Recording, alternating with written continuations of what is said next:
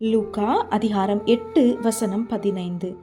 நல்ல நிலத்தில் விதைக்கப்பட்டவர்கள் வசனத்தை கேட்டு அதை உண்மையும் நன்மையுமான இருதயத்திலே காத்து பொறுமையுடனே பலன் கொடுக்கிறவர்களாய் இருக்கிறார்கள்.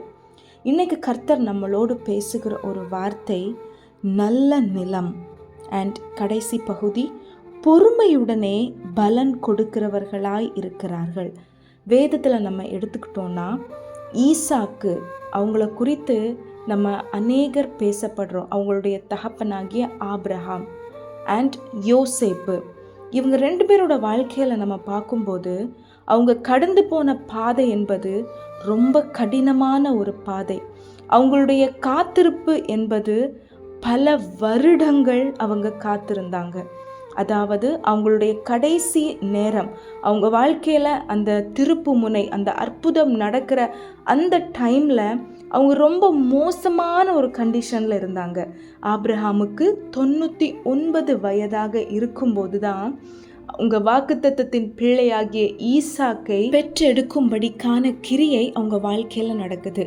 அதே மாதிரி தான் யோசேப்பு ரொம்ப நல்லா வாழ்ந்தவங்க, ஆனால் அடிமையாய் விற்கப்பட்டு அவங்க ராஜாவாக மீன்ஸ் அந்த ராஜாவுக்கு முன்பாக நிற்க போகிற அந்த டைமில் அந்த பொசிஷனுக்கு வர்றதற்கு ஒரு சில மணி நேரத்திற்கு முன்பாக அவங்க எங்கே இருந்தாங்க தெரியுமா? ஜெயிலில் இருந்தாங்க. உங்கள் வாழ்க்கை கூட இன்னைக்கு ரொம்ப மோசமான நிலைமையில் நீங்கள் இருக்கலாம். ஏசப்பா பேசுகிறதற்கும் உங்கள் வாழ்க்கைக்கும் உங்கள் வாழ்க்கையில் நடக்கிறதற்கும் சம்பந்தமே இல்லாமல் இருக்கலாம். ஆனால் நீங்கள் விசுவாசிச்சிங்க அப்படின்னா, அப்பாவுடைய வார்த்தையை நீங்கள் நம்பினீங்கன்னா, என் அப்பா எனக்கு செய்வாங்க அப்படிப்பட்ட ஒரு நம்பிக்கையோடு நீங்கள் இருப்பீங்க அப்படின்னா நீங்களும் பெற்றுக்கொள்வீங்க. ஏசப்பா உங்களோடு பேசின ஒவ்வொரு வாக்குத்தத்தத்தின் ஆசீர்வாதங்களை நீங்களும் சுதந்தரிப்பீங்க. ஆபிரகாமின் தேவன் தான் உங்களுடைய தேவன், ஈசாக்கின் தேவன் தான் உங்களுடைய தேவன், யோசேப்புடைய வாழ்க்கையை தலைகீழாய் திருப்பின அதே தேவனை தான் இன்னைக்கும் நம்ம ஆராதித்து கொண்டிருக்கிறோம். நம்மளோடு ஒவ்வொரு நாளும் அப்பா தான் பேசிட்டு இருக்கிறாங்க. அவங்க வாழ்க்கையில் செய்வாங்கன்னா நம்ம வாழ்க்கையில் செய்ய மாட்டாங்களா? உங்கள் வாழ்க்கையில் செய்ய மாட்டாங்களா? கண்டிப்பாக செய்வாங்க. சூழ்நிலையை பார்க்காதீங்க. இந்த சூழ்நிலையில் இப்படிப்பட்ட ஒரு சிச்சுவேஷனில் எப்படி என் வாழ்க்கை மாறும், எப்படி இது நடக்கும், அப்படிப்பட்ட கேள்விகள் உங்களுக்கு இருக்கலாம். பட் அந்த கேள்வியிலேயே அப்படியே குழம்பி ஓவர் திங்கிங் பண்ணி எல்லாத்தையும் விட்டுட்டு, என் அப்பா எனக்காக செய்வாங்க, இப்போ நான் என்ன பண்ணணும், இந்த காரியத்தை பண்ணணுமா, நான் இப்போது படிக்கணுமா படிக்கிறேன், நான் இப்போது அப்பாவுடைய பாதத்தில் இருக்கணுமா இருக்கிறேன், நான் ஜெபிக்கணுமா, வேலைக்காக காத்திருக்கிறீங்க.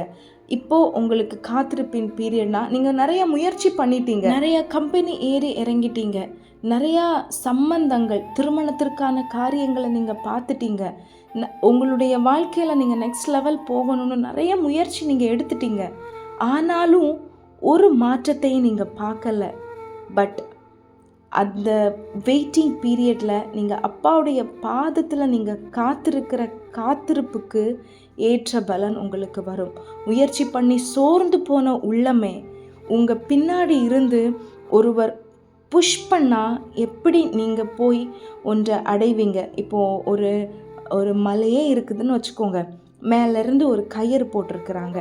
ஸோ அது ரொம்ப ஸ்டிஃபாக இருக்குது. அதை பிடிச்சி நம்ம ஏறுறதுக்கும் கீழே இருந்து ஒருத்தவங்க அப்படியே நம்மளை அப்படியே கொண்டு போகிறதுக்கும் நிறைய வித்தியாசங்கள் இருக்குது. ஏசப்பாவுடைய கிரியை அதுதான் நடக்க போகுது. சோர்ந்து போய் இருக்கிற நீங்கள் அப்பாவுடைய பாதத்தில் காத்துருங்க, வார்த்தையை பிடிச்சிக்கோங்க, பைபிளை எடுத்து ரீட் பண்ணுங்க. இந்த பீரியடுக்குள்ள இவ்வளவு நாட்களைக்குள்ள நான் வேதத்தை படித்து முடிக்கணும் அப்படி ஒரு கோல் எடுங்களேன். நீங்கள் இப்போது மற்றவங்க சொல்கிறாங்க சும்மா தானே இருக்கிற அப்படி இப்படின்னு ஏதோ சொல்கிறாங்க, உங்களுக்கு வருத்தம் இருக்கலாம், கவலை இருக்கலாம். ஆனாலும் ஒரு தீர்மானம் எடுத்து உங்களுக்கு கிடைச்சிருக்கிற இந்த டைமை யூஸ் பண்ணி வசனத்தை ரீட் பண்ணுங்க, வேதத்தை ஃபுல்லாக படிக்க ஆரம்பிங்க.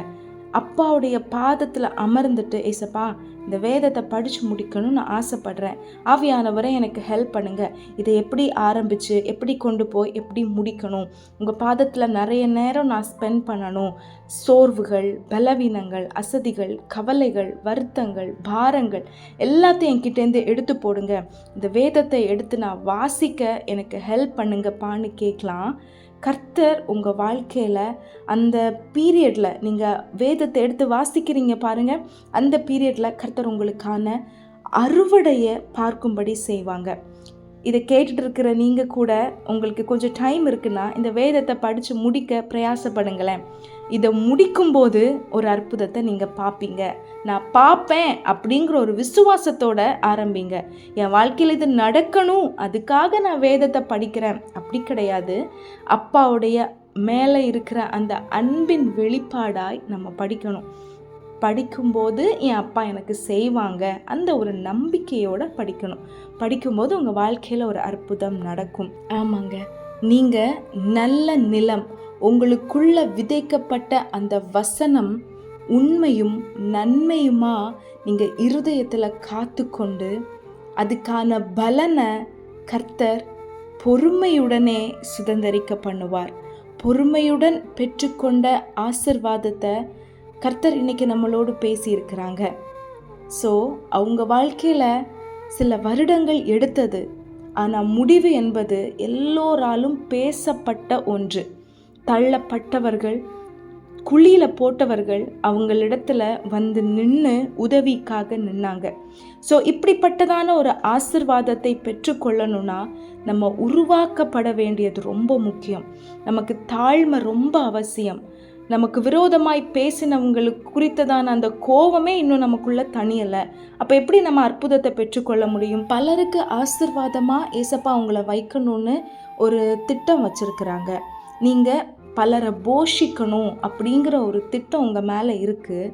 ஆனால் நீங்கள் மனிதர்களை குறித்ததான வெறுப்பும் கோபமும் அப்படி நம்ம இருதயத்தில் இருக்கும்போது ஏசப்பா அதை நமக்கு தந்தோன்னா அந்த திட்டமே நிறைவேறாதே. கரெக்டா? அதனால தான் ஏசப்பா வெயிட் பண்ணுறாங்க. என் பிள்ளை உருவாக்கப்படணும், என் பிள்ளை என்ன மாதிரி மாறணும், எல்லாரையும் மன்னிக்கணும், எல்லாவற்றையும் மறக்கணும். அவங்களுக்கு தேடி அவனுக்கு விரோதமாய் பேசினவர்களே அவங்களுக்கு உதவின்னு வரும்போது ஒரு சோர்வும் அடையாமல் ஒரு இன்ச் கூட என் பிள்ளை வந்து யோசிக்காமல் ஏசப்பா இந்த நன்மை செய்யும்படி எனக்கு ஒரு வாய்ப்பு தந்திருக்கிறாங்க, அதனால நான் இந்த நன்மையை அவங்களுக்காக செய்கிறேன், அவங்க செய்த தீமையை கூட நான் பெருசாக நினைக்கல அப்படின்னு நம்ம செய்கிறது தான் ஏசப்பா விரும்புகிறாங்க. அந்த அளவுக்கு நம்ம உருவாக்கப்படணும். அதற்காக தான் இந்த நாட்கள். ஸோ மன்னிக்க வேண்டியங்களை மன்னிக்கலாம், மறக்க வேண்டியவைகளை மறக்கலாம். ஆசிர்வாதத்தை ஈஸியாக சீக்கிரத்தில் நம்ம பெற்றுக்கொள்ளலாம். நல்ல நிலத்தில் விதைக்கப்பட்ட விதைகள் பொறுமையோடு தான் பலன் தரும். நான் நல்ல நிலம்னு சொல்கிற நீங்கள் சொல்ல போகிறீங்க, என் அப்பா எனக்குள்ள விதைத்த விதைகளுக்கான பலனை நான் பார்க்க போகிறேன். இந்த பொறுமை பீரியட் ஒரு நாள் எனக்கு முடிவடையும். அதில் அந்த டைமில் என்னுடைய வாழ்க்கையில் சீக்கிரமாய் சிலவைகள் நடக்கும். அதை நான் சுதந்தரிப்பேன். நானும் ஆசீர்வாதமாக இருப்பேன். நான் பலருக்கு ஆசீர்வாதமாக இருப்பேன். சோர்ந்து போய் இருந்தீங்க, ஏன் என் வாழ்க்கையில் இவ்வளோ டிலே அப்படின்னு கேட்டீங்க. ஏசப்பா சூப்பராக அவங்க கூட பேசியிருக்கிறாங்க. இந்த வார்த்தையை பெற்று கொண்டவர்களாய் இதில் உறுதியாக இருங்க. அப்பா சொன்ன அந்த வார்த்தைக்கு கீழ்ப்படிஞ்சு அப்பா மேலே இருக்கிற விசுவாசத்தில் ஒரு துளி கூட குறையாமல் இன்னும் அதிகமாய் அவரோடு கிட்டி சேரலாம். இந்த வார்த்தைகளை ஒரு வாட்டி கூட கேட்டு அதை அப்சர்வ் பண்ணுங்கள். என்னென்ன பேசியிருக்கிறாங்க. பொறுமையாக இருந்தவர்களுக்கு கிடைத்த ஆசிர்வாதத்தை குறித்து பேசினாங்க. வேதத்தை வாசிக்கணும் அப்படிங்கிறத குறித்து பேசினாங்க. மற்றவர்களை மன்னிக்கணும் அப்படிங்கிறத குறித்து கர்த்தர் பேசினாங்க. நம்ம உருவாக்கப்படணும் அப்படிங்கிறத குறித்தும் ஏசப்பா பேசினாங்க. ஸோ இந்த ப்ராசஸ் முடியும் போது உங்களுக்கான ஆசிர்வாதம் உங்கள் கைகளில் வந்து கிடைக்கும். நீங்கள் தேடி தேடி போனீங்க, தேடி தேடி போன அந்த பொருள் எங்கேயுமே கிடைக்கல. உங்கள் வீடு தேடி அந்த பொருளை உங்களை பார்க்க ஒருத்தவங்க கொண்டு வராங்க. எவ்வளோ சந்தோஷமாக இருக்கும். இதே தான் உங்கள் வாழ்க்கையில் நடக்க போகுது. நீங்கள் தேடி தேடி அலைந்து சோர்ந்து இனிமே என்னால் ஒரு ஸ்டெப் கூட எடுத்து வைக்க முடியலப்பான்னு அப்படியே உட்கார்ந்துருக்கீங்கல்ல, உங்களை தேடி ஆசீர்வாதம் வரப்போகுது. உங்களை தேடி வரப்போகுது. கர்த்தர் இன்னைக்கு நம்மளோட பேசின வார்த்தைக்கு கீழ்ப்படியலாம். உங்களை தேடி வரப்போகுது. இருதயத்தில் கையை வச்சு சொல்லுங்க, நான் ஆசீர்வாதமாக இருப்பேன். நான் பலருக்கு ஆசீர்வாதமாக இருப்பேன். யாரெல்லாம் உங்களை விரோதமாக பேசினாங்க அவங்க எல்லாம் என்னை தேடி வருவாங்க. கர்த்தர் அப்படி தான் என்னை ஆசீர்வதிப்பாங்க. நான் அவங்கள பகைக்க மாட்டேன், அவங்களுக்கு நான் நன்மை செய்வேன். சொல்லுங்களேன், அது அப்படியே நடக்கட்டும். நீங்கள் நல்ல நிலம், உங்களுக்குள்ள கர்த்தர் விதைக்கப்பட்ட வார்த்தைகள் பொறுமையுடனே பலன் கொடுக்கும். அது அநேகரால் பேசப்படுகிற ஒன்றாக இருக்கும். அது மகிமையாக இருக்கும். ஆமென். Have a blessed day. God bless you.